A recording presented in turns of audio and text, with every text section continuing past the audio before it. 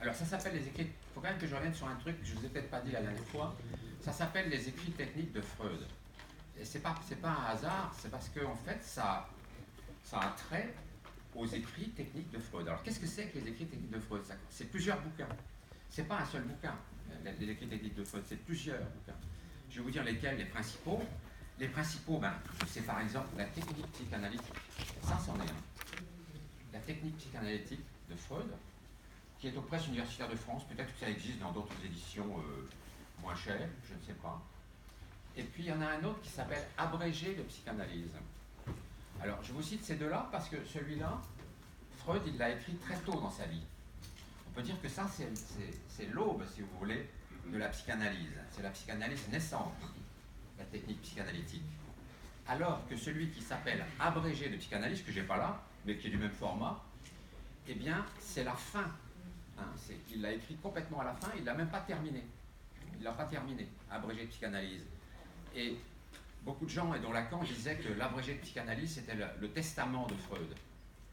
C'est un petit livre très remarquable. Et alors, moi, je vais vous donner un petit conseil. Si jamais vous ne souhaitez pas lire tout Freud, ce que d'ailleurs vous ne pourriez pas faire, c'est une œuvre tellement monumentale que très peu de gens peuvent se dire j'ai lu Freud. Lacan le disait. Lacan disait je suis celui qui a lu Freud. Et ce n'était pas quelque chose d'orgueilleux quand il disait ça. C'est parce qu'il l'avait vraiment fait. Il avait lu Freud en entier et en allemand. Pas en français, en allemand. Il l'avait lu en entier en allemand. Et je suis celui qui a lu Freud. Moi, je n'ai pas lu tout Freud, je vous l'accorde, je vous l'avoue, tout franchement, j'en ai lu beaucoup, mais pas tout. Et donc, si vous voulez ne pas lire tout Freud et avoir lu quand même quelque chose de très consistant, vous n'avez qu'à lire ce premier livre-là, La technique psychanalytique, qui est le début de l'œuvre de Freud, et le dernier, L'abrégé de psychanalyse. Ça vous fait un petit peu, vous voyez, les premiers temps et les derniers temps. Et en fait, ce sont des livres qui résument bien toute sa théorie, surtout L'abrégé de psychanalyse. Et puis même dans ce chapitre-là, dans ce bouquin-là, il y a un petit chapitre, je vous le photocopierai pour tous, pour que vous n'ayez pas à acheter le bouquin, qui s'appelle « Conseil aux médecins sur le traitement analytique ». Alors en fait, à l'époque, il disait « Conseil aux médecins » Freud parce que, si vous voulez, il considérait que c'était les médecins qui devaient devenir psychanalystes. Les autres ne pouvaient pas. Mais c'était une époque. C'était une époque. Maintenant, on ne raisonne plus comme ça. Donc ce titre-là, on pourrait le traduire par « Conseil à tout le monde sur le traitement analytique ». D'une certaine façon. Et ça, c'est le chapitre 7 de la technique psychanalytique, et c'est extrêmement simple. On est surpris par la simplicité du texte, si vous voulez, des conseils qu'il donne. Ce sont des conseils qu'il donne sur la manière qu'il faut avoir pour écouter les gens, pour interpréter ce qu'ils disent, pour les soigner, pour qu'ils aillent mieux, etc. Ce sont des conseils d'une simplicité qui est désarmante sur ce conseil au médecin. Donc ce que je ferai, c'est que je vous dis, c'est pas très long, c'est quelques pages, une dizaine de pages. Je les photocopierai, j'en ferai assez pour que tout le monde puisse l'avoir sans avoir besoin d'acheter le bouquin. Comme ça, vous aurez une idée assez précise en lisant ça de là où Freud voulait en venir. Parce que Freud, il est resté quand même très fidèle à sa théorie toute sa vie. Chez Lacan, ça avance beaucoup. Lacan change, il évolue, il remet en question certains concepts qu'il avait eu au début, il les transforme, etc. Lacan, c'est vraiment protéiforme. Freud, il reste très très fidèle à son fil rouge. Et donc, si on lit ça et l'abrégé de psychanalyse, c'est déjà beaucoup, je vous le dis très, très sincèrement. Alors, quels sont les autres bouquins qui sont aussi des écrits techniques de Freud? Eh bien, celui-ci, Psychopathologie de la vie quotidienne. Psychopathologie de la vie quotidienne, c'est un bouquin très marrant, la psychopathologie de la vie quotidienne. C'est plein d'anecdotes, juste comme ça. Et je vous parlerai tout à l'heure d'un petit chapitre dans ce Psychopathologie de la vie quotidienne, qui s'appelle l'oubli des noms propres. Je vous parlerai de ça, l'oubli des noms propres. Pourquoi est-ce qu'on oublie certains noms et puis qu'on s'en rappelle longtemps après? Et pourquoi est-ce qu'ils s'oublient? Voilà. Et Freud donne un exemple. Il ne dit pas que c'est un exemple général, il ne dit pas que ça vaut pour tous les oublis. Mais enfin, il dit que souvent, quand même, il y a un mécanisme qu'on retrouve. Et ça se trouve dans Psychopathologie de la vie quotidienne. C'est le premier chapitre qui s'appelle l'oubli des noms propres. Vous voyez, oubli des noms propres. C'est très bien écrit aussi, très très facile à comprendre. C'est extrêmement limpide. Freud est souvent limpide, il faut le reconnaître. Il a un style extrêmement clair. C'est des traductions, bien sûr, mais quand même, on se rend compte qu'il a une puissance de pensée qu'il maîtrise, quoi. et qui ne va pas dans tous les sens. Hein. Ça zigzague pas. Comme Lacan d'ailleurs. Hein. Lacan, ça ne part pas dans tous les sens non plus. C'est plus complexe le style lacanien que le style freudien. Hein. C'est plus impénétrable a priori. Mais si vous voulez, le sens lacanien, il y est aussi, je dirais, en permanence. Quoi. Il ne s'en départit pas non plus, hein, même s'il évolue. Alors, quel bouquin aussi? Quel autre bouquin? Eh bien, il y a la science des rêves. La science des rêves. La science des rêves, ça en fait partie des techniques de Freud. Ça s'appelle la Traumdeutung en allemand. Traumdeutung, ça veut dire la science des rêves. Moi, je ne parle pas allemand, hein, mais je vous le dis comme ça. Traumdeutung. C'est un bouquin, il est paru en plusieurs éditions, La science des rêves. C'est un bouquin assez remarquable aussi. Si vous avez les moyens de vous le payer un jour, achetez-le parce que Freud, il relate tout un tas de rêves et ils sont très beaux, les rêves qu'il relate. Très très beaux sur le plan littéraire et sur le plan romance, si vous voulez, sur le plan romanesque. Hein. Ils sont extrêmement beaux. Il y a notamment un rêve qui s'appelle le rêve de l'enfant mort, oui, rêve de l'enfant mort, etc., qui est éveillé. C'est un truc comme ça. Qui est un rêve remarquable. Je vous en parlerai si j'ai le temps, un jour. Mais ça se lit très facilement. On peut lire un rêve un jour, et puis un autre jour, etc. C'est extrêmement agréable. Ça se lit comme des nouvelles. Je vous avais dit hein, que Freud pouvait se lire. Ah oui, comme écrit technique de Freud, il y a aussi études sur l'hystérie. Ça, je vous en ai parlé la dernière fois.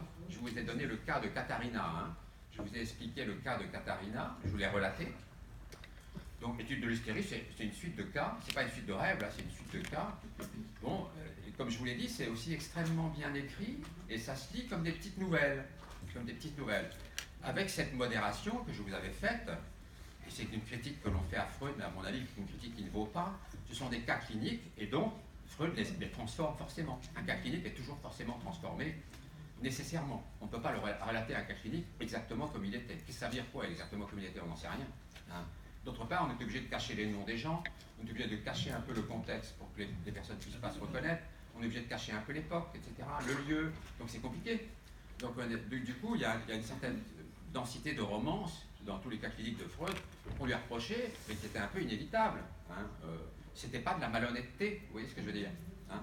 C'était parce qu'il ne pouvait pas faire autrement. Donc ça, ce sont les principaux livres que Freud a écrit, que Lacan travaille dans ce séminaire, les écrits techniques de Freud. C'est ça. Hein. Les plus importants étant peut-être pour moi, la technique psychanalytique, hein, l'aube de la psychanalyse, et puis la fin des haricots, l'abrégé de psychanalyse de Freud, qui vient signer la fin de son œuvre comme testament, qui d'ailleurs n'est pas terminé. Il l'a écrit en 1938, il est mort en 1939, il ne l'a pas terminé, ce petit bouquin. Et d'ailleurs, il dit une chose étrange, hein. On dit toujours Freud était anti-médicaments, etc. C'est complètement faux, parce que si vous lisez Abrégé de psychanalyse, vous verrez à la fin, il a une phrase tout à fait étrange, étrange, ça surprend, il dit « Il n'est pas douteux qu'un jour, nous guérirons toutes les maladies mentales avec des médicaments. » Il dit ça textuellement, hein. Textuellement. Donc c'est étrange hein, de la part de Freud, hein. Et c'est une de ses dernières phrases. Il n'est pas douteux qu'un jour, nous guérirons toutes les maladies. Je vous lirai la phrase exactement, je ne l'ai pas là, le bouquin. J'aurais dû le prendre.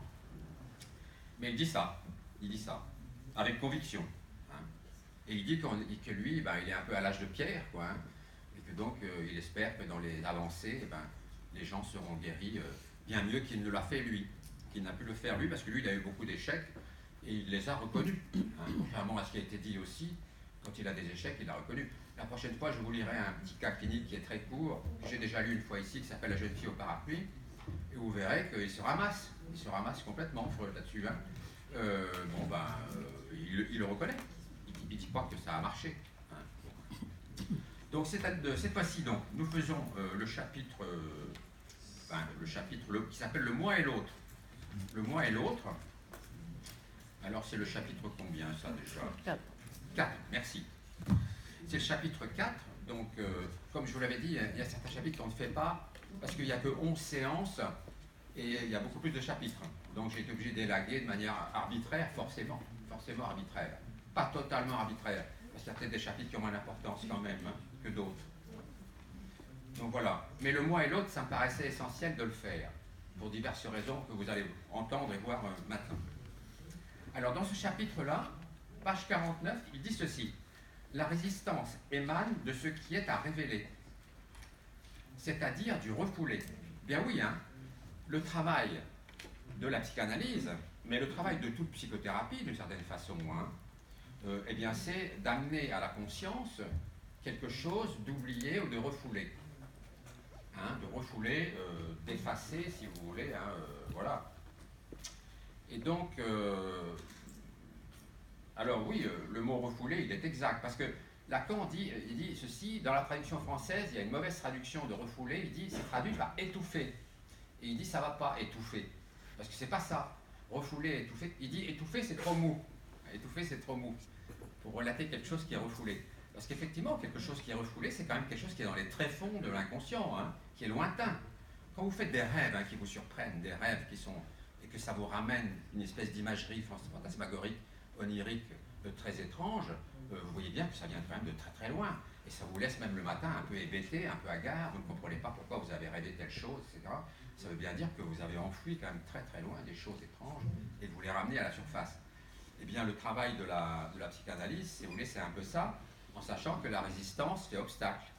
La résistance que nous mettons à ne pas dire certaines choses, ce qui est normal d'ailleurs, hein, eh bien, on pourrait dire d'une certaine façon que les schizophrènes, par exemple, n'ont pas vraiment de résistance. Ils vous balancent comme ça, à qui veut, tout leur inconscient à ciel ouvert, comme on disait, à ciel ouvert, et c'est pas forcément une bonne chose. Hein.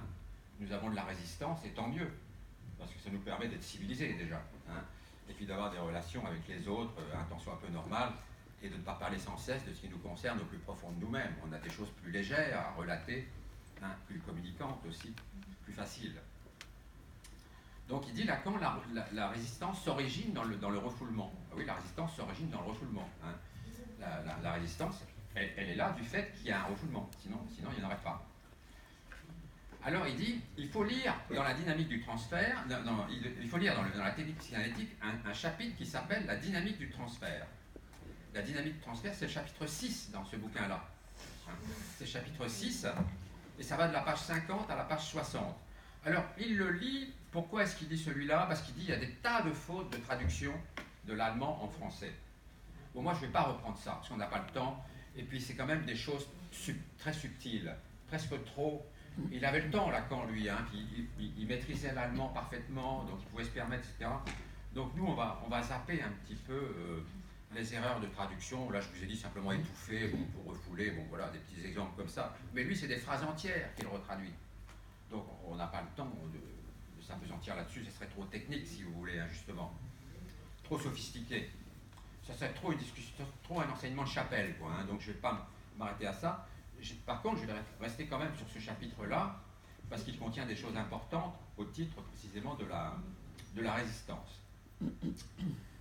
Alors, il dit le transfert, alors vous vous rappelez que je vous avais expliqué la dernière fois que Freud avait nommé quelque chose qu'il appelait le noyau pathogène. Alors je vous dessine ça comme ça, c'est complètement arbitraire comme dessin. Le noyau pathogène. Qu'est-ce que c'est que ce noyau pathogène chez Freud? Eh bien, c'est justement ce lieu, cette topographie, ce lieu inconscient où siège le refoulé. Où siège ce qui est refoulé. Où siège ce qui est refoulé. Le noyau pathogène. Il l'appelle comme ça. C'est pas Lacan qui l'appelle comme ça, hein, c'est Freud, ça. C'est un terme freudien, le noyau pathogène. Et vous vous rappelez que je vous avais fait un petit dessin la dernière fois en vous disant que quand on tient un discours à un psychothérapeute, mais quand on tient un discours en général à quelqu'un d'autre, à un autre, on a toujours des résistances. On ne dit pas tout à l'autre, jamais. Hein. Il y a des formes que l'on met. Hein. Eh bien, donc, ce discours, il se rapproche de notre réalité. On pourrait dire que c'est notre vrai ici, si vous voulez, quoi. Hein. C'est notre vérité d'une certaine façon, ici. Pas toute, mais en tout cas une part inconsciente de nous-mêmes qui est au plus proche de notre vérité. Eh bien, Lacan dit que quand on parle, on se rapproche, et Freud le disait aussi, on se rapproche de ce noyau pathogène, et puis la résistance fait qu'on s'en éloigne. La résistance fait qu'on s'en éloigne, et puis que ce discours qui s'éloigne, qui est comme répulsé, si vous voulez, par la résistance, hein, on a tous, hein, moi j'ai des résistances à dire certaines choses, vous les avez aussi forcément. Hein. Quand vous vous allongez ou quand vous êtes en face à face avec un psychothérapeute ou même avec un ami, vous ne lui dites pas tout. Hein, il y a des choses que vous retenez, et ben c'est la résistance. Et donc, cette espèce d'inflexion du discours-là, ça va se diriger vers quoi? Ça va se diriger vers le psychothérapeute ici, justement, mais sur un mode particulier. Bien, le psychothérapeute, grâce à ce qu'on appelle le transfert. Le transfert, c'est-à-dire des sentiments que l'on va éprouver à l'égard du psychothérapeute, que ces sentiments soient, comme je vous l'ai dit la dernière fois, hostiles ou affectueux, ou aimants, ou amoureux. Ils peuvent être les deux. Ils peuvent être haineux comme aimants, hein, ces sentiments, ou mélangés, ou neutres. Hein. En tout cas, il y a quelque chose de l'ordre de l'affect. Et grâce au transfert, eh bien, on va quand même pouvoir poursuivre notre discours et puis l'accrocher à l'autre, comme dit Lacan, l'accrocher à l'autre qui est le psychothérapeute. Et d'une certaine façon, cet autre nous sauve, hein, parce que comme on ne peut pas dire tout, eh bien, le discours que l'on adresse, c'est un discours dégradé, forcément, puisqu'il n'est pas complet. C'est un discours dégradé que l'on tient tout le temps dans la vie de tous les jours. Eh bien, ce discours dégradé, on peut le tenir parce qu'on l'accroche comme un porte-manteau à l'autre, si vous voulez, hein, et bien s'accrocher à l'autre. Et l'autre permet de tenir ce discours qui n'est pas complet, qui est dégradé. C'est pas tellement péjoratif de dire qu'il est dégradé. Il est dégradé au sens où il n'est pas une vérité. Il n'est pas la vérité complète de nous-mêmes. Jamais. C'est impossible, ça. Hein. Il est impossible de penser que nous puissions un jour tenir un discours qui serait une vérité totale de nous-mêmes. C'est inenvisageable. Hein. C'est une espèce de visée de l'esprit fantasmatique, mais qui n'est pas réalisable.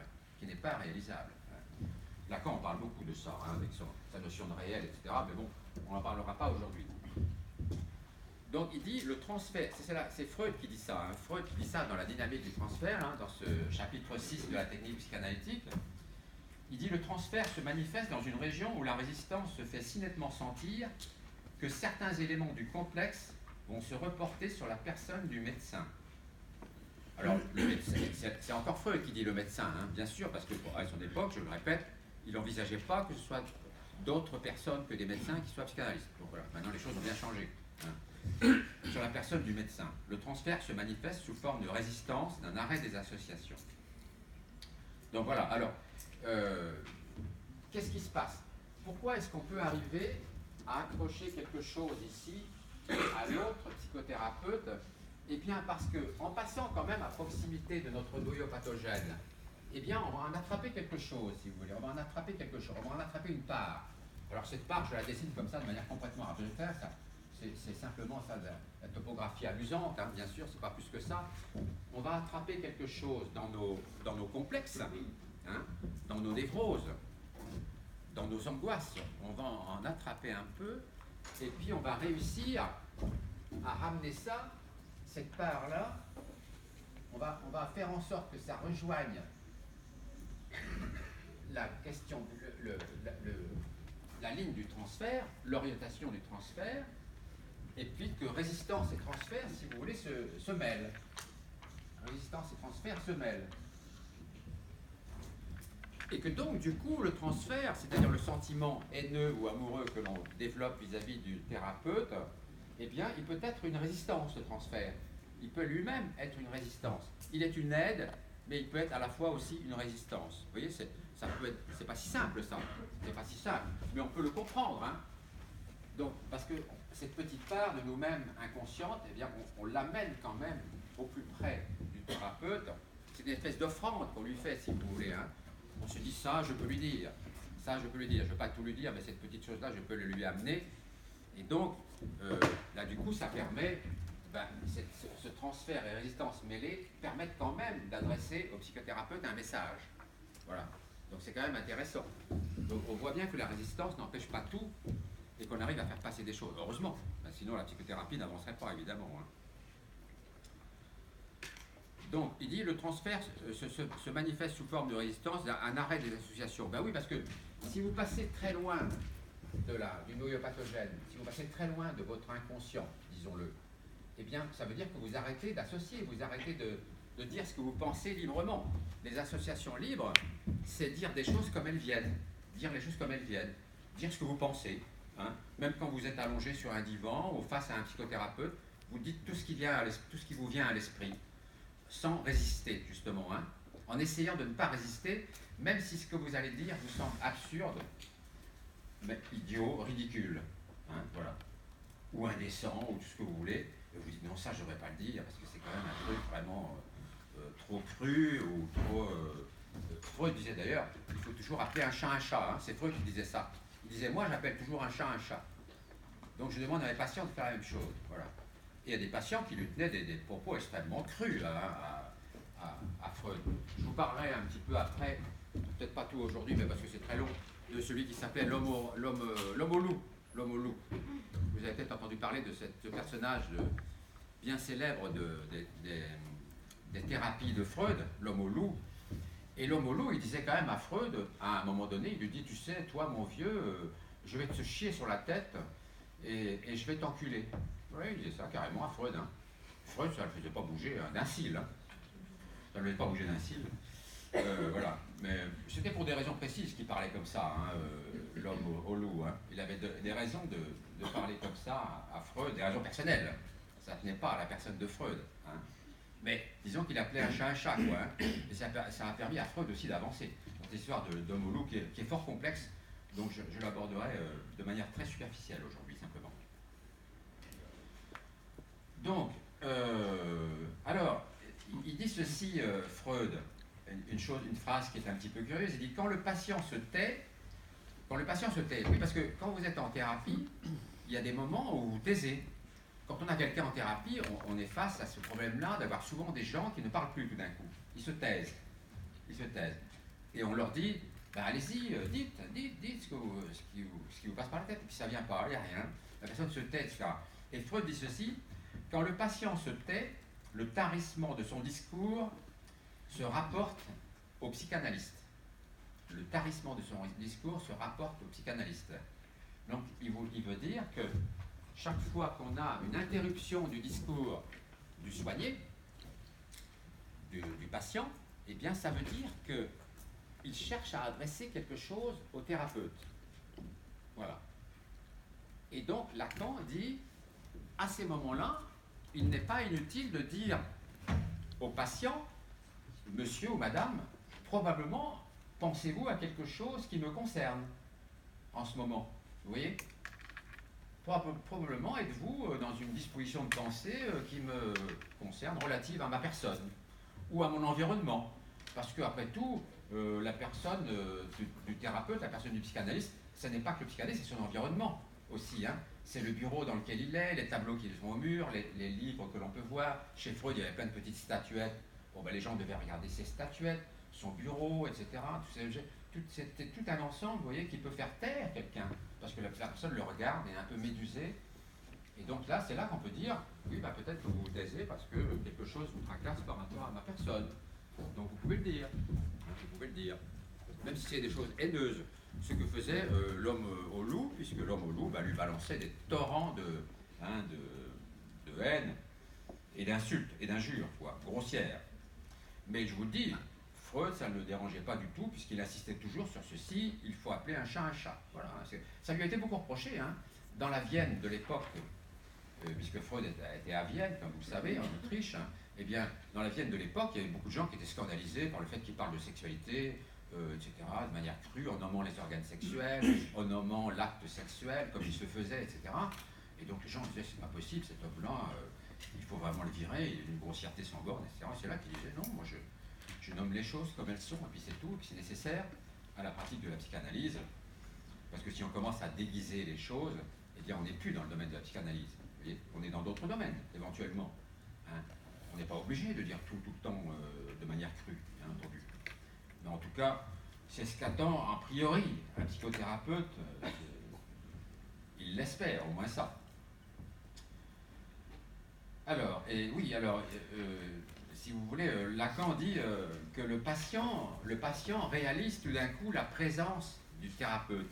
Oui, hein, parce que ça c'est quelque chose d'assez étrange, hein, de réaliser la présence, on en parlait tout à l'heure avec Pascal, de réaliser la présence de l'autre. C'est pas évident du tout, hein.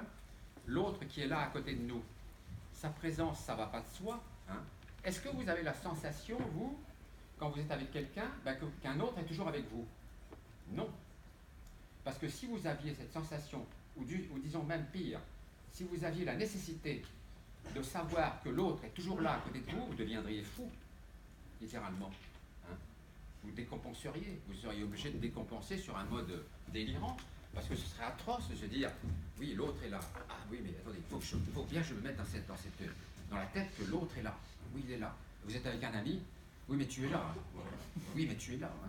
Oui, mais tu es là. Hein. Tu es bien là. Oui, la conscience de l'autre, si elle était permanente, si elle était insistante et nécessaire, ça serait insupportable. Insupportable. Hein. Et quand j'en parlais tout à l'heure avec Patrick, je disais que ça serait un petit peu, si vous voulez, c'est une métaphore un peu lourde, mais enfin, c'est comme si, quand on respire de manière automatique, heureusement. Hein.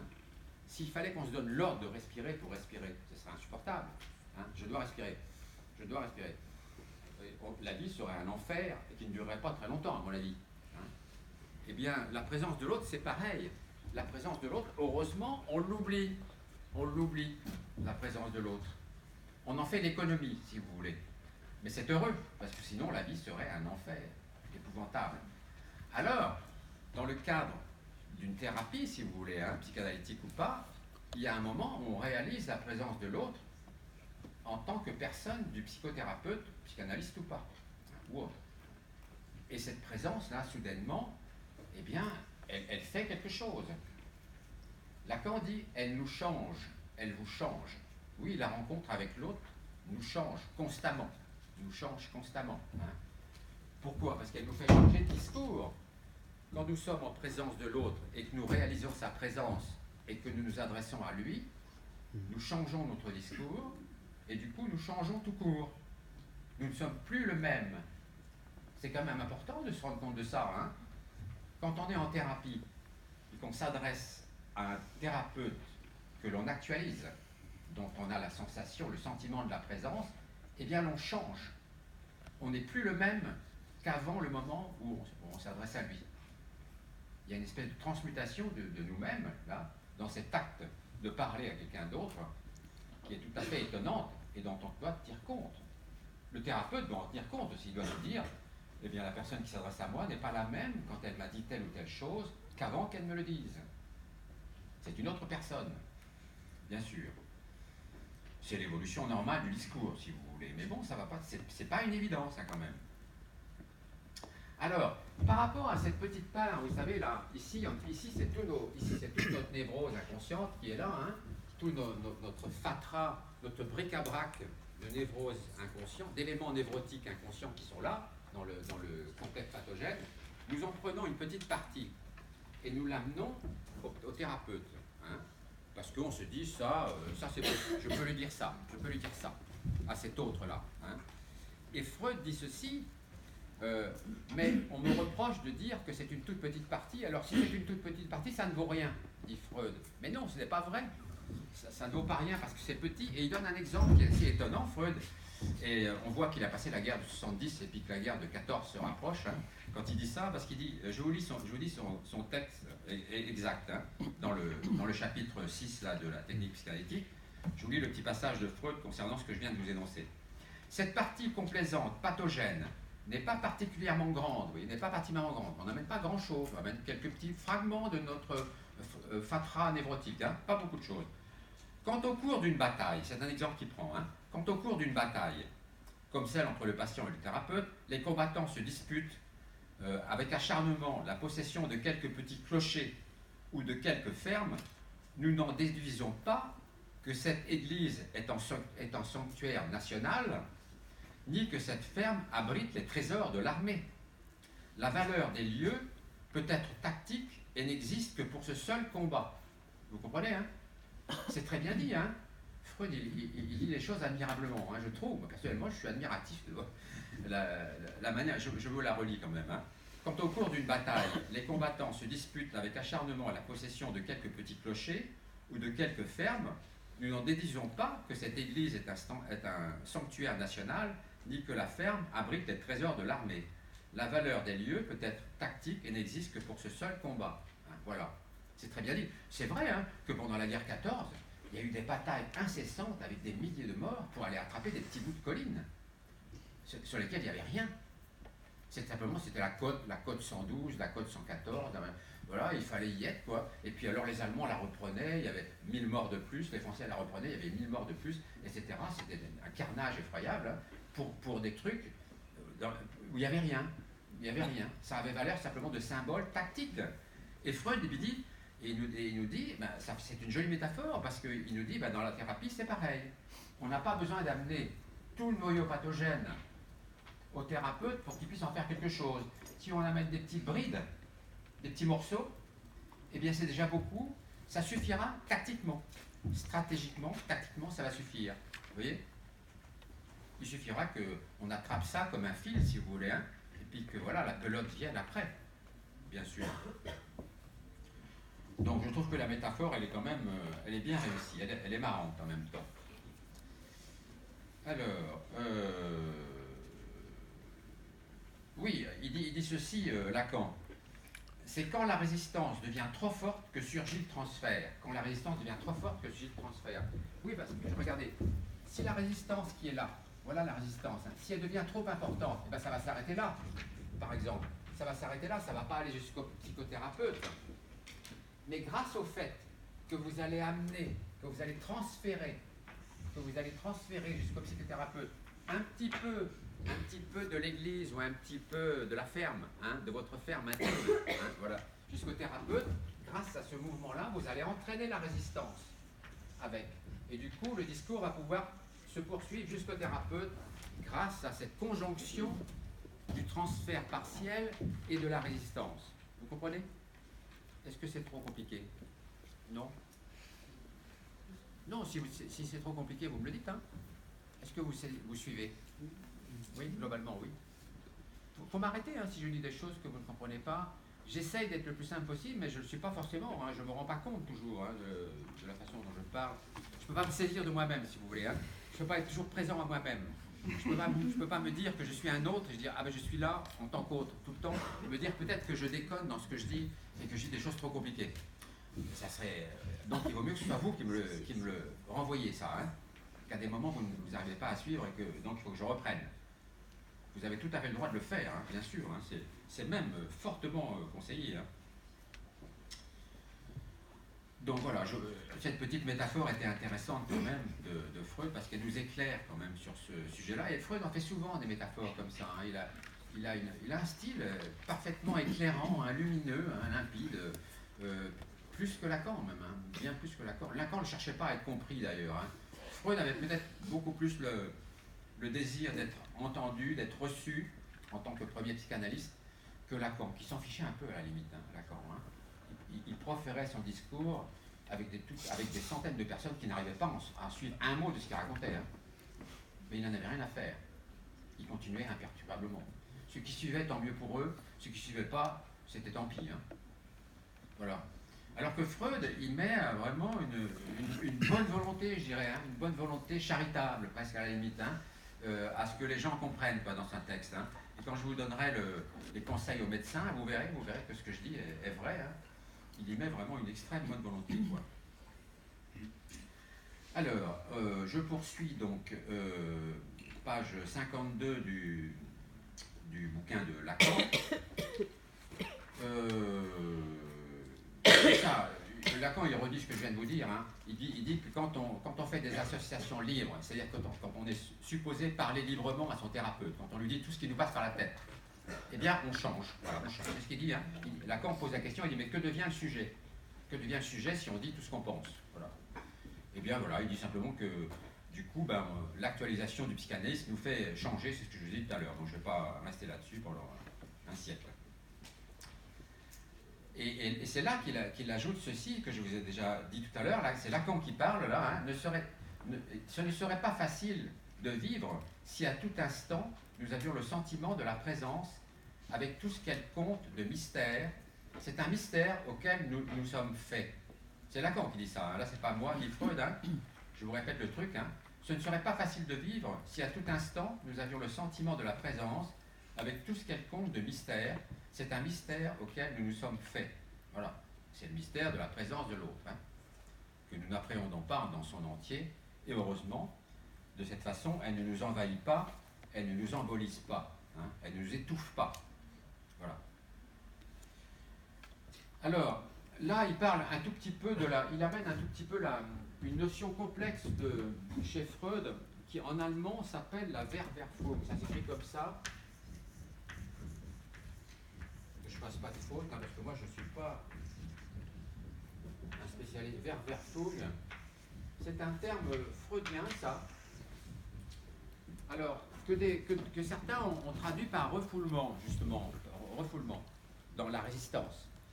Mais Lacan, lui, il dit non, ça ne veut pas dire refoulement, ça veut dire quelque chose de plus compliqué que ça. Ça veut dire quelque chose qui est dénié carrément, qui est dénié, qui pour le sujet, si vous voulez, qui pour le sujet n'a pas existé. Pour le sujet, hein, pour le sujet qui est en thérapie, par exemple, eh bien, il y a des choses qu'il a tellement refoulées, si on peut dire de ça, qu'il est allé tellement au-delà du refoulement, que ces choses-là, on pourrait dire même qu'elles n'ont pas existé. Hein. Et ça, c'est la Verfouille de Freud. L'au-delà du refoulement. Alors, quelque chose qui n'a pas existé, ça veut dire que ce n'est pas à l'intérieur de vous. C'est quelque chose qui vous est extérieur, a priori. Hein. C'est quelque chose qui vous est extérieur.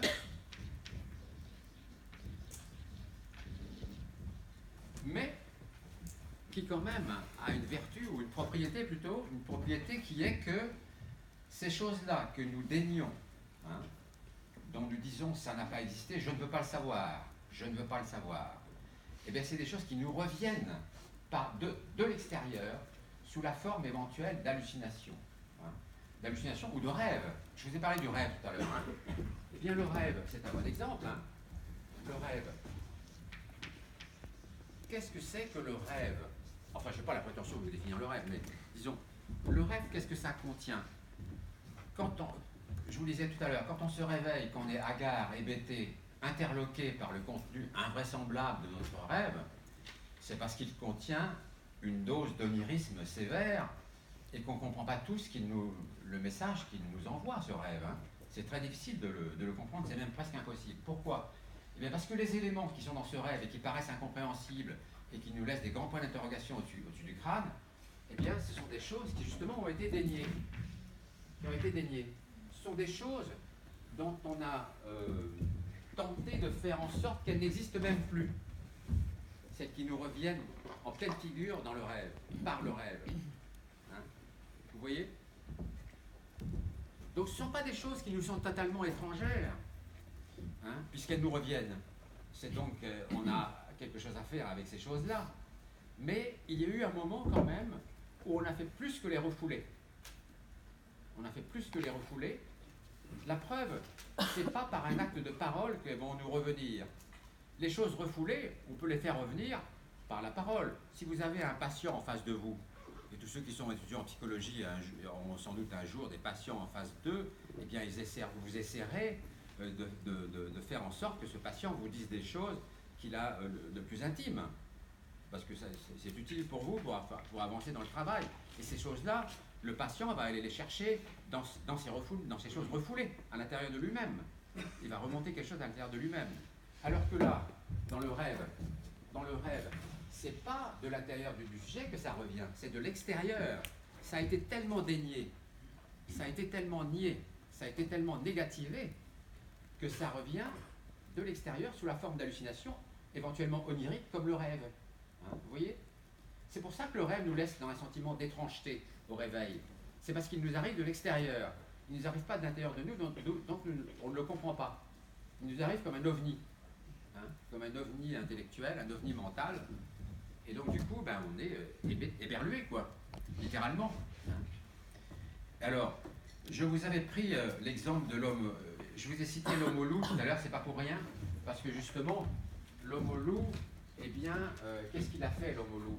L'homme au loup, c'est un monsieur, alors qui dit des choses très crues à Freud, hein, comme je vous l'ai dit, hein, je vais vous chier sur la tête, etc. C'est un monsieur qui a raté, si vous voulez, raté, c'est pas ça, mais qui a dénié complètement sa sexualité infantile. L'homme au loup. Vous inquiétez pas, on en reparlera de l'homme au loup. Hein. Je vous dis simplement des choses très...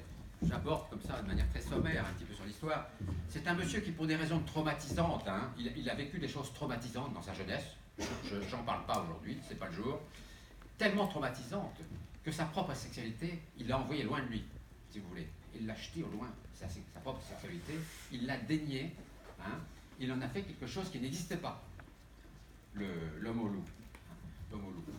Et il l'a tellement fait comme cela que quand ça lui revient, ben, ça lui revient sous la forme d'hallucination. Et l'homme au loup, eh bien, il fait un rêve, justement. Alors ce rêve, on en reparlera, il fait un rêve qui est très célèbre. Hein. C'est peut-être le rêve le plus célèbre de tous les temps. C'est le rêve de l'homme au loup. Il rêve que, je vous le cite comme ça de manière très brève et raccourcie, il rêve qu'il voit un arbre. Je ne sais plus ce que c'est comme arbre, je ne sais pas si c'est pas un cèdre, je ne me souviens plus. Il voit un arbre avec plein de branches comme ça, et sur ces arbres, il y a des loups blancs. Des loups blancs. Et ces loups blancs, je crois qu'il y en a un certain nombre, il y a un nombre précis. Je ne me rappelle plus combien il y en a, c'est qui ça, non, combien de loups? C'est 5 ou 6, je crois, loups. Je ne sais plus exactement le nombre. Il y a un certain nombre de loups. Ça a une importance, je ne sais plus laquelle. Peu importe. Et ces loups, ils ont une particularité vraiment très curieuse, c'est qu'ils sont silencieux. Ils ne sont pas en train de ululer, hein. Ouh, non, pas du tout. Rien du tout. Un silence absolu et un regard fixe, les loups. Hein, c'est un rêve très étrange. Hein, et donc, Lacan, comme Freud, disent qu'en fait, ces loups-là, le silence de ces loups, d'ailleurs c'est étrange comme interprétation, hein, ça va loin. Le silence de ces loups, c'est l'opposé du fracas que faisaient les parents de l'homme au loup quand ils faisaient l'amour. Et c'était un fracas qui était insupportable aux oreilles de l'homme au loup enfant. Ils ne pouvaient pas supporter d'entendre ce fracas de leurs parents dans l'acte de ses parents dans l'acte sexuel. Et donc il les a retraduits dans une image contrastée, opposée à l'image du fracas parental, l'image de ces loups blancs silencieux. Hein, c'est l'interprétation freudienne. Je ne dis pas que c'est la vérité, c'est l'interprétation freudienne. Elle est extrêmement subtile, hein, quand même. Hein. Et Lacan la trouve comme telle, bien que ce ne fût pas un patient de Lacan. Alors, pour l'anecdote, ce dessin, alors l'homme au loup, Freud lui avait demandé de dessiner son rêve, et il l'a fait. Il a dessiné l'arbre avec les loups, et ce dessin, vous pouvez le voir. Si vous allez à Londres, il y a la maison de Freud, puisque vous savez que Freud, je vous l'ai dit la dernière fois, Freud est mort à Londres. Il a fui le nazisme, hein, avant que terminé dans les fours crématoires, il s'en est fallu de peu. Hein.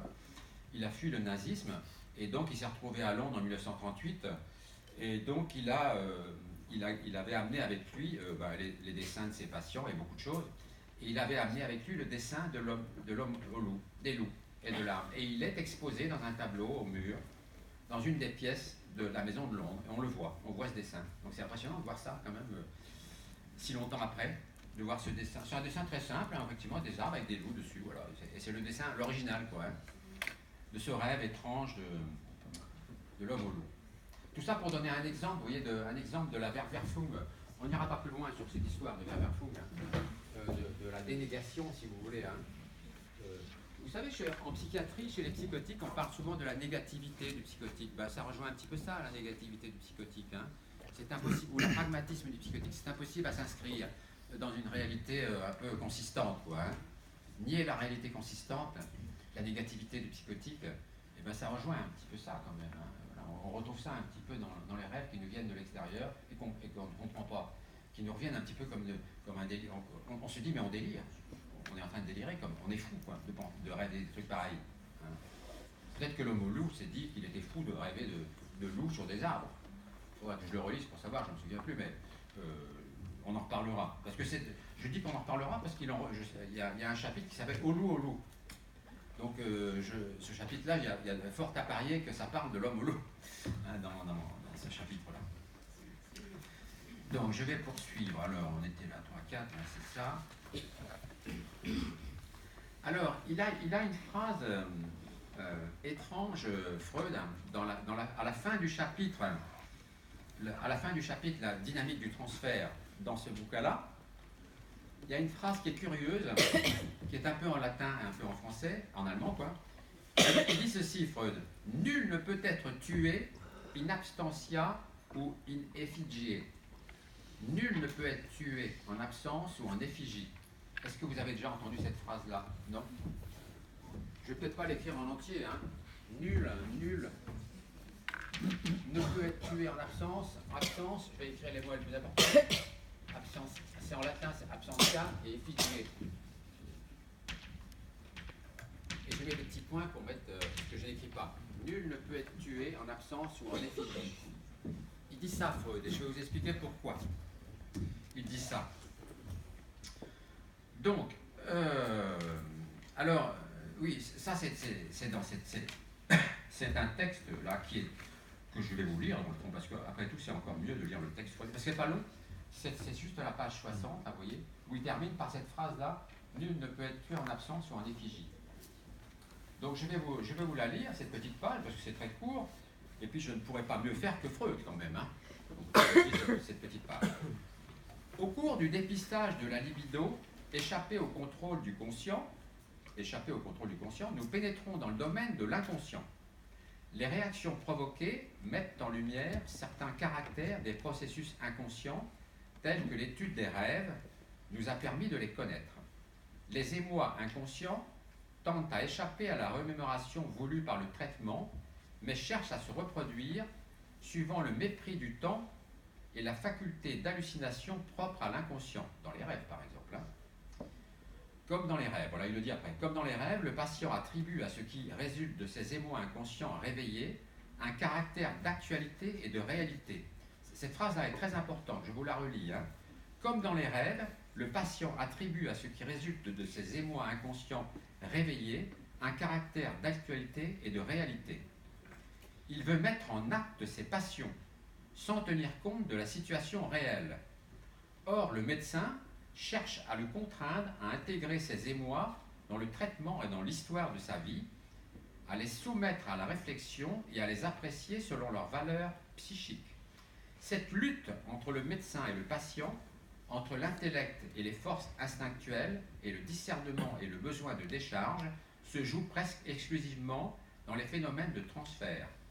C'est sur ce terrain qu'il faut remporter la victoire, dont le résultat se traduira par une guérison durable de la névrose. Avouons que rien n'est plus difficile en analyse que de vaincre les résistances, mais n'oublions pas que ce sont justement ces phénomènes-là qui nous rendent le service le plus précieux, en nous permettant de mettre en lumière les émois amoureux secrets et oubliés des patients, et en conférant à ces émois un caractère d'actualité, car nul ne peut être tué en absence ou en effigie. C'est la dernière phrase, ça, hein, du chapitre 6, page 60 de la technique de la psychanalytique. Donc je vous l'ai lu le plus lentement possible, hein, mais c'est pas compliqué ce qu'il dit là. Hein. Ça veut dire que, par exemple, si vous faites un rêve, comme celui de l'homme au loup, par exemple, vous rêvez à un arbre avec des loups dessus. Ben, si vous laissez ça en vrac comme ça, au psychothérapeute, ben oui, j'ai rêvé à un arbre avec des loups dessus. Et puis j'ai rien d'autre à vous dire. Si ça vous plaît pas, c'est le même prix. Hein, voilà. Si vous dites ça à votre thérapeute, il va rester le bec cloué, parce qu'il ne saura pas quoi en faire de votre arbre avec les loups dessus. Hein. Donc il faudra bien que vous en disiez un peu plus. Et donc, ce qu'avait à faire l'homme au loup, entre autres, c'était de dire que dans son enfance, il avait entendu le fracas de ses parents. Il dit beaucoup plus de choses que ça, mais je vous simplifie la route, hein. J'en fais un peu une métonymie. Je contracte. Il fallait qu'il dise à son thérapeute, à Freud en l'occurrence, j'ai entendu le fracas et j'ai vu mes parents, etc., dans leurs ébats, et c'est quelque chose d'effroyable, etc. Voilà, c'était tellement effroyable que je l'ai dénié, je l'ai évacué de ma conscience, je l'ai nié. Hein, je l'ai négativé, cette affaire-là.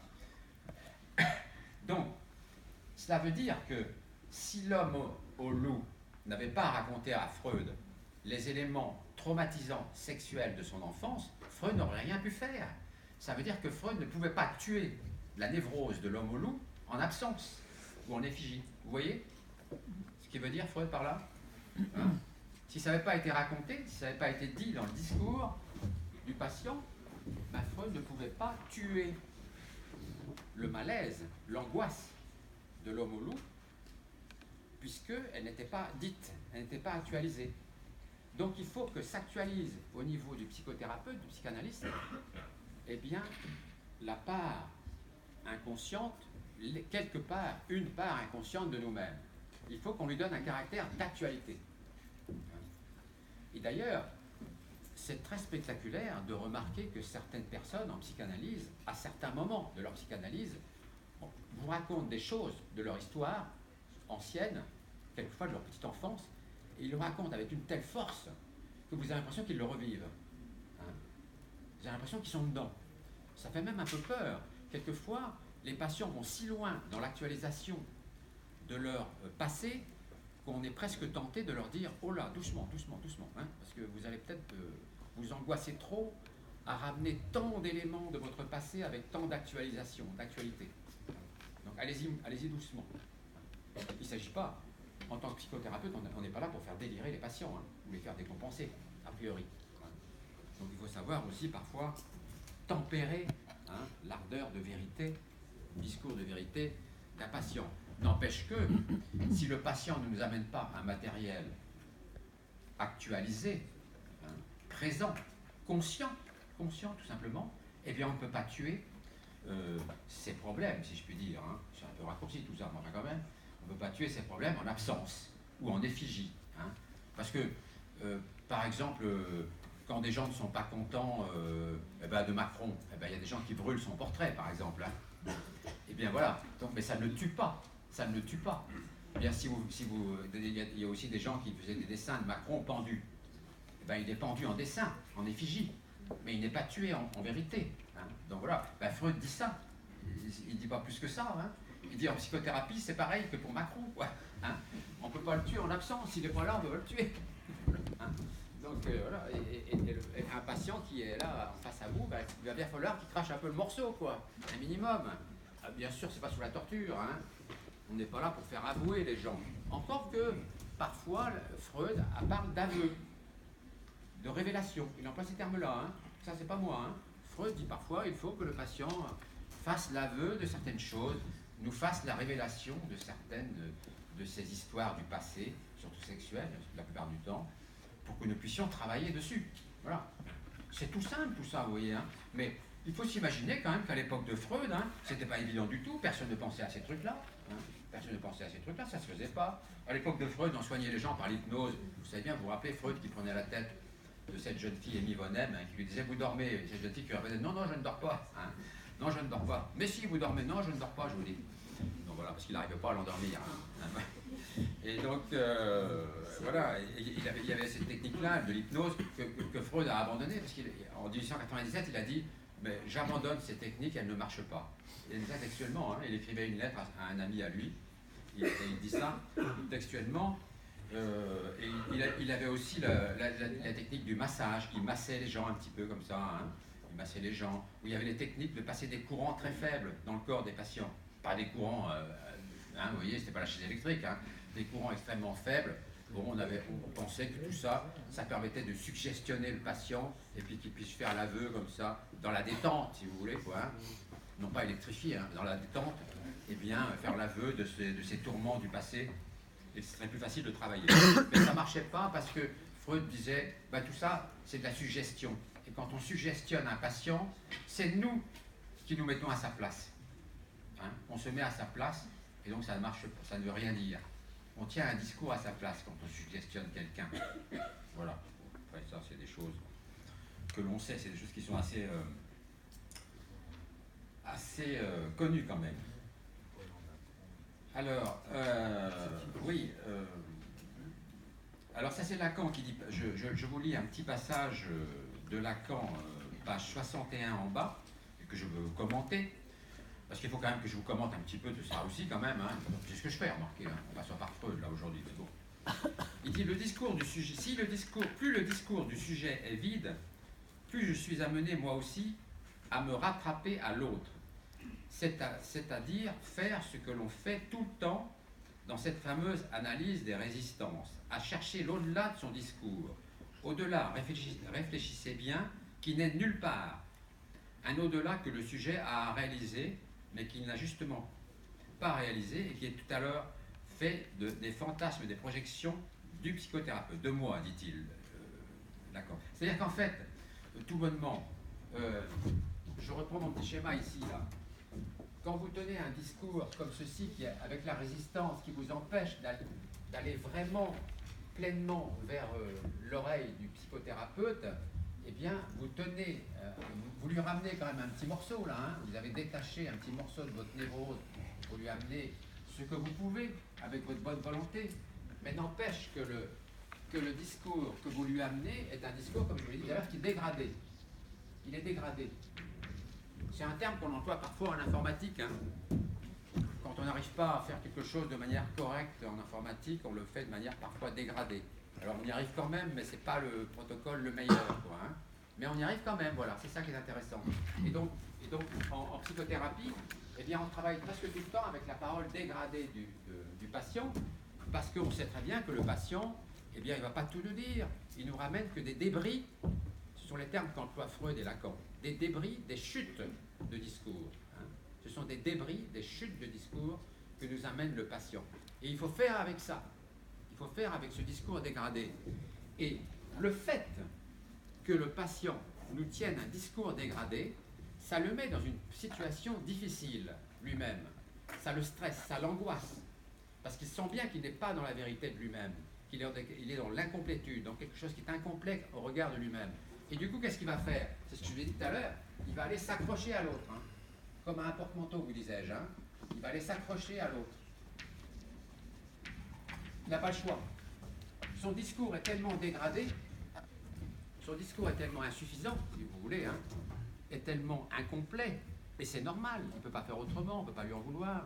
C'est difficile de se livrer quand même complètement dans sa vérité, c'est même impossible. Hein. Et donc, du coup, qu'est-ce qu'on fait quand on est un peu perdu comme ça, hein, ça nous donne le tournis? Eh bien, on s'accroche à l'autre. On va aller s'accrocher comme un porte-manteau notre pensée incomplète. Incomplète, instable, pas rassurante parce qu'elle ne nous dit pas tout de nous, et loin de là, hein. Donc on va l'accrocher à l'autre. Donc vous voyez que du coup, la question de la relation et du lien à l'autre, de la présence de l'autre, c'est pas évident, hein. C'est pas évident du tout, hein, comme histoire, hein. Quand on part là dans des thématiques philosophiques qui peuvent aller extrêmement loin, hein. On y est allé d'ailleurs l'année dernière extrêmement loin, hein, quand on a fait le séminaire qui s'appelait Au pire, et quand on est allé voir un petit peu les philosophes comme Parménide, comme Platon, comme Berkeley, on a plané, hein, avec ces gens-là. Hein. Parce que je vous rappelle quand même que Parménide, vous connaissez Parménide, le philosophe Parménide, non? Non. Oh, bah, Parménide, c'était un vieux philosophe d'autrefois, hein, qui était c'est peut-être le premier des philosophes, hein, je dis peut-être des bêtises, mais enfin, en tout cas c'est un des premiers, hein, un des tout premiers, parce qu'il est antérieur à Socrate, il est avant Socrate, qui lui-même est avant Platon. Hein. Dans l'ordre d'arrivée, si je puis dire, à la philosophie, hein, c'est Parménide, Socrate, dans un mouchoir de poche, hein, Socrate et Platon. C'est tellement dans un mouchoir de poche que Parménide et Socrate se sont connus, se sont rencontrés, et que Socrate et Platon sont rencontrés. Par contre, Platon et Parménide ne se sont pas rencontrés. Ils étaient trop espacés en temps. Enfin, ça se tient quand même dans des périodes, je ne sais plus exactement, moins 450. Je préfère pas lire parce que j'ai des conneries. Enfin, en tout cas, il y a longtemps, il y a fort longtemps. Et Parménide, il disait ceci, ouais. Ça va vous plonger dans un abîme de réflexion, mais moi aussi. Hein.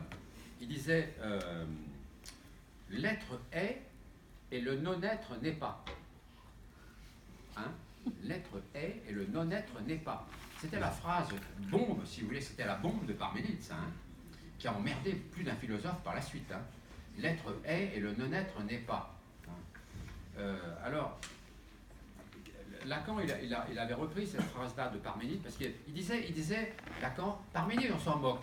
Personne n'étudie Parménide. Eh bien, il dit, moi si. Parce que Parménide disait des choses étranges et ça vaut le coup de s'y arrêter. Donc, l'être est, le non-être n'est pas. Et il disait, pourquoi est-ce que c'est intéressant de s'arrêter sur cette phrase? Eh bien, parce que si on dit que le non-être n'est pas, ça veut dire qu'on ne peut pas en parler. On ne peut pas en parler. Et donc, du coup, ça voudrait dire que tout ce qui est dénégation, refoulement, évitement dans la vie de tout le monde, eh bien, on ne pourrait pas en parler, selon les théories de Parménide. Ce ne serait pas possible. Hein. Comme c'est des choses qui ne sont pas dans une existence actuelle, on ne pourrait pas les dire, selon les théories de Parménide. Donc, pour Parménide, il n'y avait que de la pensée abstraite. C'est tout. C'est tout. Hein. Il n'y a pas d'objet à la limite, il n'y a pas d'objet. Hein. De certaine façon, j'avais pris l'exemple de cet écran-là. Ben pour Parménide, cet écran n'existe pas. Il n'existe que quand vous le nommez. Moi, je dis, cet écran est là. Bon, le temps très fugitif, très fugace, où je vous dis que cet écran est là, qu'il a telle forme, il est rectangulaire, etc., il est noir, à ce moment-là, je lui donne une existence comme ça, très fragile, très partielle, mais autrement, il n'est pas. Il n'est pas. Et donc, pour Parménide, ben, le non-être n'est pas. C'est-à-dire dès que je me détourne de l'écran, il n'est plus. Il n'est plus. Au sens terminal, quoi, au sens vrai du terme. Il n'est pas. Il n'a pas d'existence. Hein.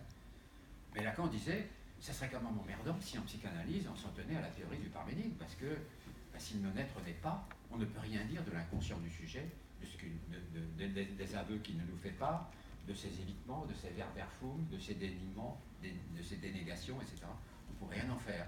Donc ce serait quand même embêtant. Voilà, je ne vais pas revenir. Platon n'était pas loin de ça non plus à certains égards. Hein.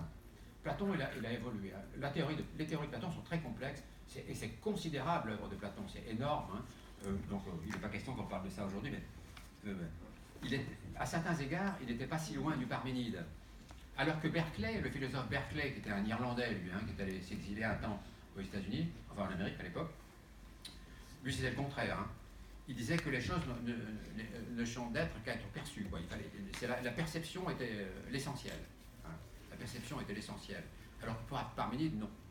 Hein. Pour Parménide, il y avait des idées abstraites, isolées, si vous voulez dire, de toute façon, isolées de l'objet. Hein. Isolées de l'objet.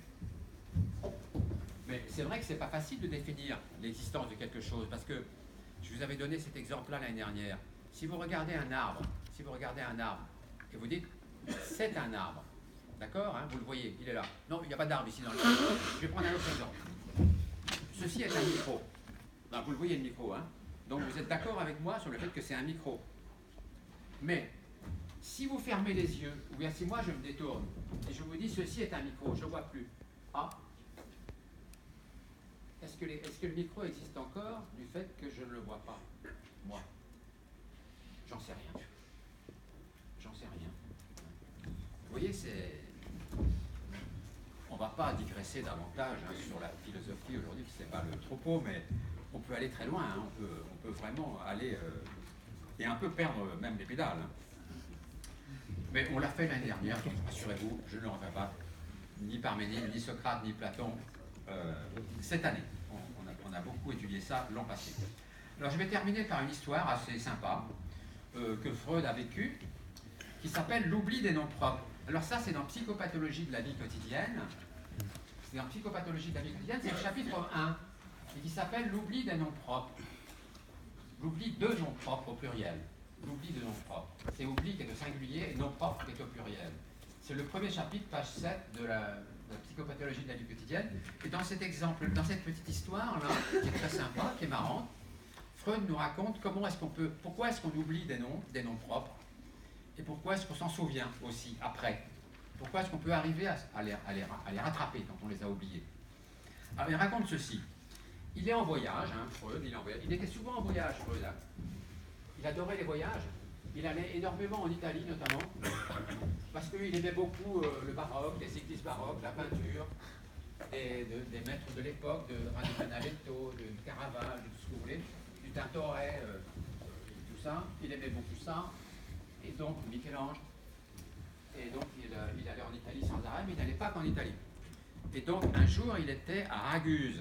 Je ne sais pas, Raguse, ça vous dit peut-être rien, parce qu'il y a une ville en Italie qui s'appelle Raguse, mais ce n'est pas celle-là. Raguse, c'est le Dubrovnik actuel. Vous connaissez Dubrovnik? Dubrovnik, c'est en Croatie. Hein, c'est en Croatie. Vous savez, la botte italienne, moi je dessine très mal, hein, mais la botte italienne, un peu comme ça, là. C'est sûr que... Alors là, vous avez la mer, là, vous avez la Méditerranée, là. Hein. La Méditerranée, puis ici, vous avez l'Adriatique. Hein. L'Adriatique, et puis là, vous avez la péninsule des Balkans. La péninsule des Balkans, là.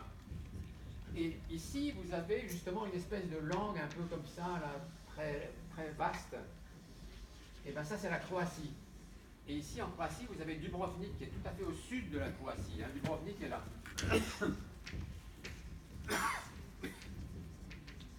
Je vous fais ce petit schéma géographique parce que c'est bien de se rendre compte de où était Freud hein, quand il raconte son histoire. Ce mec, il n'était pas au pôle Nord. Hein. Il était là, à Raguse. Parce que Dubrovnik s'appelait Raguse. À quelle époque? Eh bien, à l'époque où Freud en parle, c'est-à-dire vers 1895 ou 96, 97, non 98 je crois, qui fait ce voyage. Je crois que c'est en 1898 qu'il fait ce voyage. Et à cette époque-là, la Croatie, ce qu'on appelle aujourd'hui la Croatie, était encore dans l'Empire ottoman. Et donc il y avait encore des Turcs dans cette partie du monde. Et ça s'appelait Ragus, ça s'appelait pas Dubrovnik. Après, il y a eu la fin de l'Empire austro-hongrois, vous savez, hein, à la fin de la guerre 14-18, l'Empire austro-hongrois s'est désintégré, l'Empire ottoman aussi s'est désintégré, et donc il y a eu un remaniement des cartes, d'autant plus qu'après il y a eu la guerre des Balkans, vous savez, dans les années 90, là il y a eu la guerre des Balkans en Croatie, en Bosnie, vous vous en souvenez, ça c'est quand même très récent, hein, très récent, Sarajevo et tout ça, ça vous parle, hein, cette guerre en Bosnie. Et donc, les cartes ont encore été remaniées là, les frontières, etc. Donc, c'est un peu compliqué de s'y retrouver. Mais enfin, on sait quand même que le voyage de Freud, ça consistait à partir de Raguse, donc de Dubrovnik, sur les bords de la mer Adriatique, au sud là, de ce qui est actuellement la Croatie, pour aller en Herzégovine. H-E-R-Z, Herzégovine, G-O-V-I-N-E. Pour aller en Herzégovine. Voilà. Et donc il allait dans une station, on ne sait pas laquelle, il allait dans une petite station d'Herzégovine. Donc en fait il faisait un saut de bus, hein, en train. Il était en train. Freud voyageait tout le temps en train, il adorait ça. Il adorait ça. Ce qu'il adorait par-dessus tout, c'était voyager en train avec sa jolie jeune belle-sœur, qui s'appelait Mina. C'était la jeune sœur de sa femme qui s'appelait Martha Bernet, bon, qui était aussi une belle femme, mais qui était moins jeune. Hein, voilà. Donc ce qu'il aimait, lui, c'est voyager avec sa jeune Mina. Alors, beaucoup de mauvaises langues ont dit, oui, il couchait avec Mina, etc. C'était sa maîtresse. Rien ne prouve cela. On n'en sait strictement rien. Et puis quand bien même, on s'en fout. C'est ce qu'il voulait, Freud.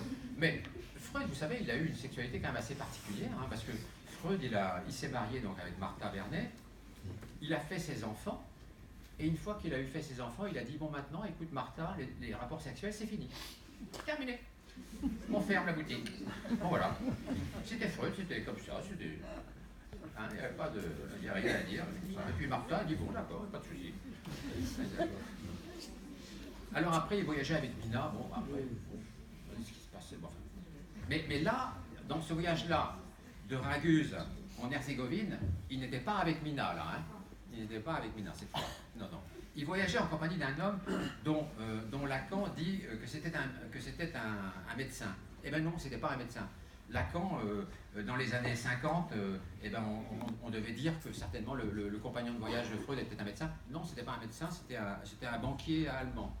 Mais peu importe, c'était un banquier allemand. Et ils étaient tous les deux assis sur la banquette, ils regardaient les paysages, ils étaient contents et tout ça. Hein. Ils allaient vers l'Herzégovine, la Bosnie-Herzégovine qui existe toujours. Hein. Bosnie-Herzégovine, il y a le Monténégro dans ce coin-là aussi. Hein. Il y a le Monténégro, il y a la Croatie, je l'ai cité, etc. Voilà.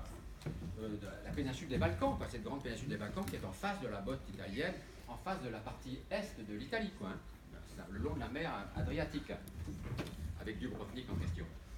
Et donc, Freud pose une question à son compagnon de voyage. Il dit, tiens, au fait, dis donc, est-ce que tu te souviens de... Est-ce que tu as vu les fresques magnifiques de la cathédrale d'Orvieto?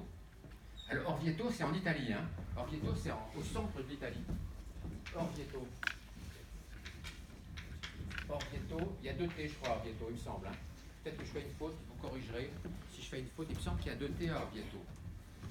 Mais j'en suis pas absolument certain. Et donc, en tout cas, c'est dans la province de Ombrie, c'est au centre de l'Italie, hein. Et il demande à son compagnon de voyage, est-ce que tu te rappelles du nom du type qui a fait... ah non, pardon, as-tu vu les fresques magnifiques de la cathédrale d'Orvieto qui représentent le jugement dernier? Les 4 éléments du jugement dernier, c'est-à-dire la mort, l'enfer, le paradis, et puis je sais plus quoi, le 4e, bref, tout ce qui m'échappe. Mais, et donc, l'autre lui dit non, pas tout de suite, ça lui revient pas. Et Freud dit, moi je sais.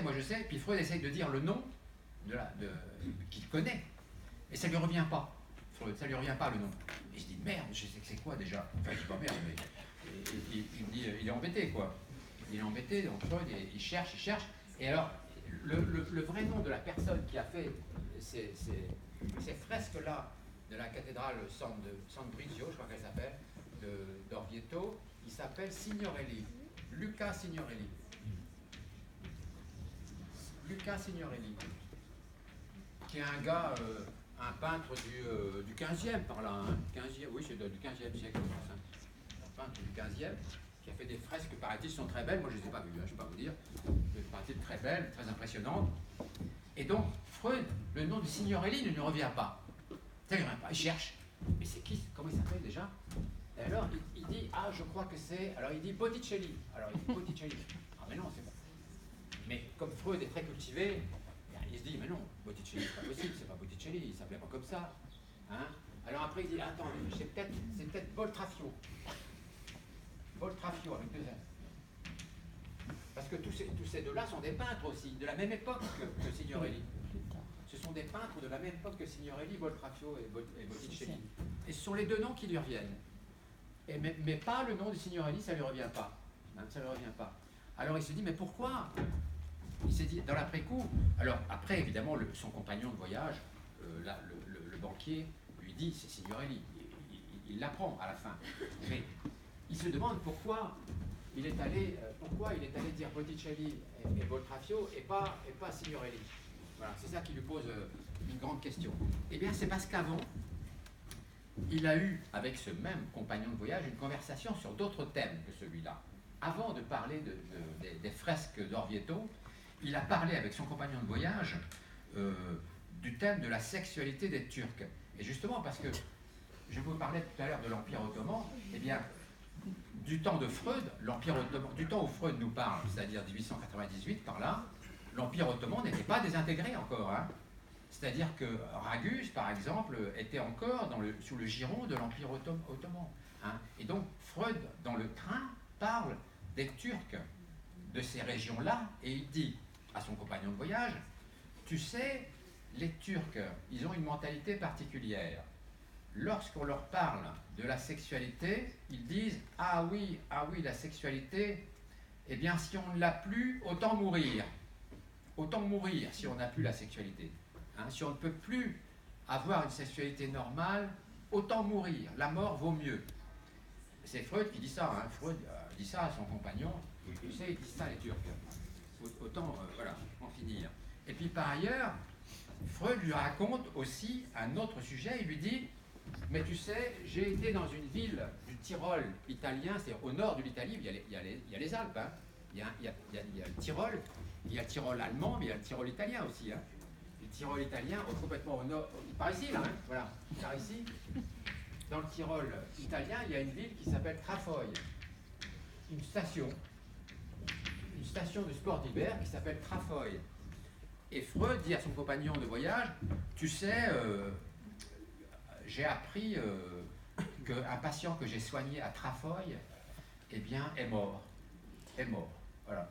Et donc ça l'embête terriblement, Freud. Il en est affecté quoi de ça. Hein. Il est terriblement affecté par cette histoire de la mort de son patient à Trafoi, puisqu'il l'a appris il y a peu de temps. Et il est affecté aussi par le fait que la sexualité des Turcs, c'est compliqué et ça lui pose beaucoup de questions. Et il y a une phrase des Turcs qu'il répète à son compagnon qui dit ceci, Herr, c'est-à-dire en allemand, monsieur, si tu avais pu faire quelque chose pour un patient qui va très mal, tu l'aurais fait. Parce que ça veut dire que les Turcs dont parle Freud mettaient une confiance telle en les médecins, si vous voulez, qu'ils l'appelaient forcément monsieur, avec un M majuscule. Si tu avais pu le sauver, tu l'aurais fait. Si tu avais pu le sauver, tu l'aurais fait. Et donc ce R-là lui était resté à Freud. Il l'avait dissocié du reste de la phrase qu'il racontait à son ami. Et alors, pourquoi a-t-il oublié Luca Signorelli? Eh bien, pour une raison simple, à la limite, vous pouvez le comprendre très simplement, et moi je ne veux pas m'embarlificanter dans des explications complexes, hein. C'est tout simplement que, avant de parler de Signorelli, avant d'essayer de se souvenir de l'auteur des fresques d'Orvieto, il a eu ces conversations difficiles, là, hein, avant, dans le train, avec son compagnon. Des conversations un peu douloureuses, hein, pénibles. Et donc, qu'est-ce qui s'est passé? Eh bien, ces conversations pénibles, douloureuses, dans le train, elles ont emporté avec elles, si vous voulez, Signorelli. Puisqu'en fait, il a parlé de Signorelli juste après. Il a dit, les Turcs, tu sais, etc., et puis la mort de Trafoi, etc., ça me tracasse.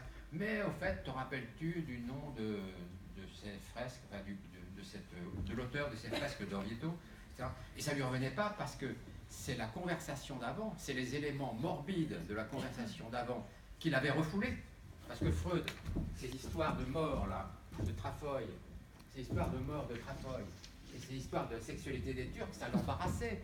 Pourquoi est-ce que ça l'embarrassait? Parce que même si Freud disait qu'il fallait appeler un chat, il était quand même gêné de parler de ça avec son compagnon de voyage. C'était pas un ami proche, hein. C'était un banquier qu'il rencontrait comme ça, dans le train, et c'était pas un ami proche. Donc, lui parler de la sexualité en général, que ce soit des Turcs ou d'autres, peu importe, c'était compliqué pour Freud, ça lui était difficile. Là, il l'a fait un peu quand même, mais il l'a fait péniblement, donc il a refoulé ça. Il a refoulé ces deux éléments, si vous voulez, de la conversation précédente, qui étaient la mort et la sexualité. Et donc, du coup, ça a emporté Signorelli avec lui. Cette espèce de refoulement, si vous voulez, concernant les questions douloureuses de la mort et de la sexualité, ont emporté ce qu'il allait dire juste après. Il n'a pas pu le dire, parce que, c'est ce que je disais avec mon compagnon Patrick, avec qui je parlais l'autre jour, je disais que, je reprenais cette phrase, le bébé est parti avec l'eau du bain. Ben oui, c'est un peu ça, quoi. Hein. L'eau du bain, c'est quoi? Ben, l'eau du bain, c'est la mort et c'est la sexualité, hein. Et le bébé Signorelli, ouf, il a été englouti avec l'eau du bain, difficile à dire, hein, difficile à gober. Et du coup, Freud l'a envoyé promener, bien sûr, hein, l'a envoyé promener. Mais, alors, c'est pour ça que Lacan dit, mais qu'est-ce qui a bien pu décapiter... Lacan pose la question, qu'est-ce qui a bien pu décapiter le signor, ici? Eh bien oui, parce que, en fait, vous voyez bien qu'il y a le Celli, il y est ici. Le Celli, il y est, mais ce qui n'y est pas, c'est le signor. Donc, effectivement, qu'est-ce qui a pu... Ben, c'est le R de « Monsieur, si tu avais pu sauver cet homme », ce que disait le Turc, hein, tu l'aurais fait. Ben, ça aussi, ça a été embarqué. Et donc, si vous voulez, le R allemand a embarqué avec lui le Signorelli, et l'a envoyé dans les tréfonds. Hein. Alors, évidemment, c'est une histoire magnifique quand même. Hein, c'est une histoire, c'est une espèce d'auto-analyse de Freud. Il a analysé son propre oubli. Hein, vous voyez, il a analysé son propre oubli. Et il dit après, il est modeste Freud, parce qu'il dit, beaucoup d'oublis arrivent comme ça. Beaucoup d'oublis dans la vie arrivent comme ça, mais pas tous. Voilà. Il dit, tous ne sont pas réglementés par ce petit protocole-là de refoulement et de bébé qui part avec l'eau du bain. Tous ne fonctionnent pas sur ce mode-là, mais beaucoup fonctionnent sur ce mode-là. Beaucoup d'oublis se font parce qu'ils sont entraînés dans les tréfonds de notre inconscient par des choses que nous avons du mal à nous avouer ou à dire à nous-mêmes. Voilà. C'est tout bête, mais ça peut permettre de travailler en psychothérapie. Hein, parce que quand quelqu'un ne se rappelle pas de quelque chose, on peut l'aider en reprenant les fragments qui restent, les débris, les chutes du discours dont on parlait tout à l'heure, hein, et essayer de les réassocier avec le patient. Hein. Et c'est faisable, là. Parce que là, vous avez le beau de Bosnie, de Bosnie-Herzégovine, là où il va, hein, Freud, hein, dans le beau. Vous avez le Celli, vous avez tout. Si, avec un travail de rassemblement fait par le patient et le psychothérapeute, on peut y arriver. Et voilà, c'était l'histoire. Vous voyez, c'était pas si compliqué. Hein, je voulais bien condenser, j'espère. Est-ce que vous l'avez compris, cette histoire de Signorelli? Oui. Dans le texte, dans Psychopathologie de la vie quotidienne, c'est pas très long. Hein. Ce qui est stupéfiant, c'est que il y a sur Internet, si vous allez lire des textes sur Signorelli, c'est très célèbre. Hein. Vous tapez Signorelli dans Google, vous allez retrouver 20 000 explications. Et vous avez des gens qui vous font 80 pages là-dessus. Alors que Freud, il en fait 4. Donc je demande quand même, comment il peut faire 80 pages sur un truc où Freud en fait 4, hein, lui-même. Donc voilà. Mais il y a des gens qui délirent, qui font du sur-Freud, quoi. Hein. Du sur-Freud, quoi. Hein. Voilà, j'en ai terminé pour aujourd'hui. La précédente, n'importe quoi, lapsus. La séance suivante aura lieu le, je sais pas. 9 décembre. Le 9 décembre. Ouais. Le 9 décembre. Alors ceux qui avaient demandé des livres sont aimablement priés de venir les chercher.